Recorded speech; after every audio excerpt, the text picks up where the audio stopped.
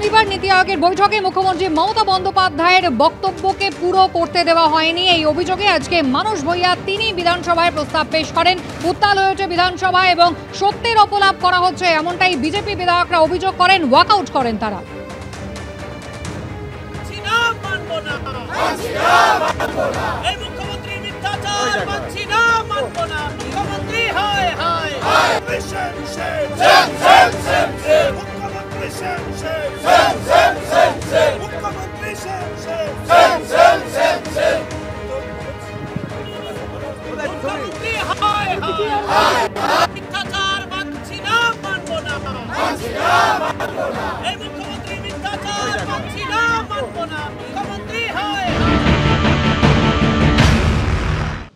প্রত্যাহার করতে হবে, এই মিথ্যা ভাষণ, মিথ্যা প্রস্তাব প্রত্যাহার করতে হবে।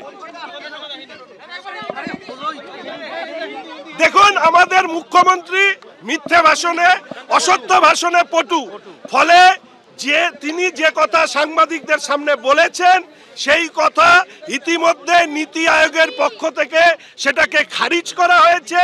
বলা হয়েছে যে তার সময় শেষ হয়ে গেছে, তারপরে তিনি সেখান থেকে বেরিয়ে গিয়েছেন।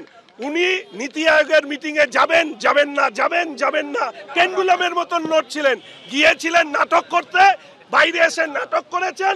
সেই নাটকের এখানে আলোচনা, এইটা আমরা মনে করি সংসদীয় গণতন্ত্রের পক্ষে বিপজ্জনক।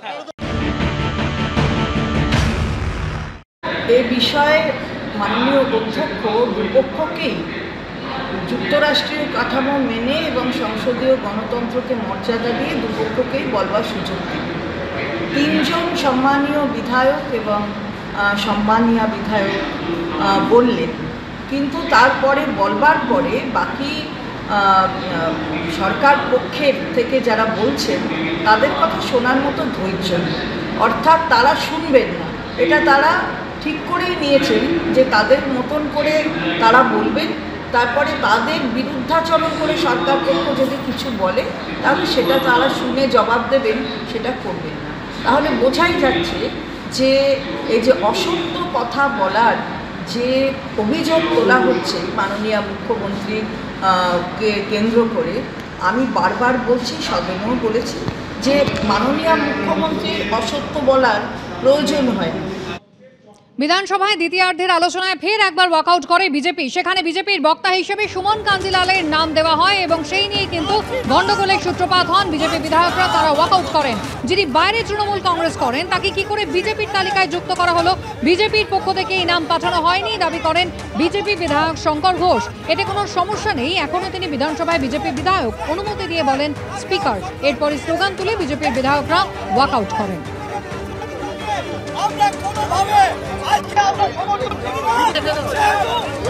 বিজেপির ঘর থেকে